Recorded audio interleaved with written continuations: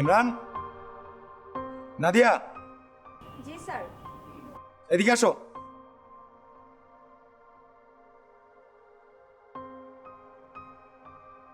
আজকে হিসেবে 30,000 টাকা গরমিল। তুমি কি জানো টাকাটা কোথায়? না স্যার, আমি তো এসবের কিছু জানি না। তুমি জানো? না স্যার, আমিও কিছু জানি না। তুমি জানো না, এখানে তো তোমরা ছাড়া কেউ থাকে না। স্যার, আমার মনে হয় মানিক জানে। আমি মানিককে ফোনে কথা বলতে দেখেছি, সে যেন টাকার বিষয় নিয়ে কার সাথে কথা বলছিল, আর বলছিল তার নাকি অনেক টাকার প্রয়োজন।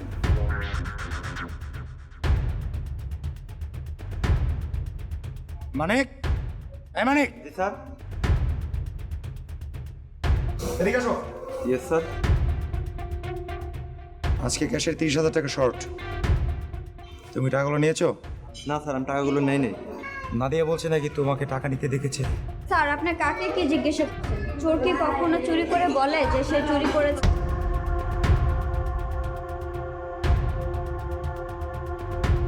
আমার মনে হয় টাকাটা ওই চুরি করছে। স্যার, ওকে চেক করে দেখেন।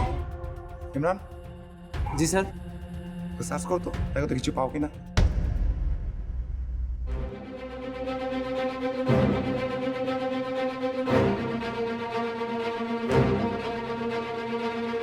বলেছি না স্যার, ওর কাছে টাকাগুলো আছে, ওই চোর।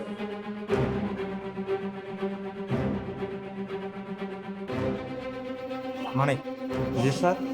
টাকাগুলো তুই নিয়েছিস? স্যার, টাকা তো আপনি দিয়েছেন। স্যার, আপনি যদি জানেন টাকাগুলো ওর কাছে আছে, তাহলে আমাদের দুইজনকে কেন জিজ্ঞাসা করলেন? যে প্লেটের নিচে তোমরা টাকা পেয়েছিলে, ঠিক ওই প্লেটের নিচে মানিকও টাকা পেয়েছে। তোমার টাকাগুলো পাওয়ার পরে পকেটে ঢুকে নিয়েছো। কিন্তু মানিক ও টাকাগুলো পাওয়ার পরে আমার কাছে নিয়ে আসছে। তুমি কি যেন বললে যে মানিকের অনেক টাকার প্রয়োজন? হ্যাঁ, এ কথা সত্যি যে মানিক অনেক টাকার প্রয়োজন। কারণ ও যদি আজকে টাকা না নিয়ে বাসায় যায়, বাড়িওয়ালাদের বাসা থেকে ওর বাবা মা সহ ওকে বের করে দিবে। আর এটা ছিল সততার ছোট্ট একটা পরীক্ষা।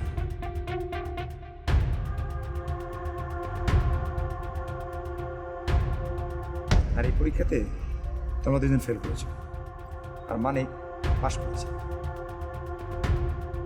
তাই এই টাকাগুলো আমি মানিককে গিফট করতে চাই। মানিক, আমার মনে হয় এই টাকাগুলো নিয়ে তোমার সব সমস্যার সমাধান হয়ে যাবে। হ্যাঁ, তোমাদের জন্য কিন্তু পুরস্কার আছে। তোমাদের পুরস্কার হচ্ছে, আমার মনে হয় কালকে থেকে তোমার আর এখানে আসার কোনো দরকার নেই। এই যাও, আমার সামনে যাও। তুমি মনে হয় সব কিছু দায়িত্ব নিতে পারবা, ঠিক না মানিক? Yes sir.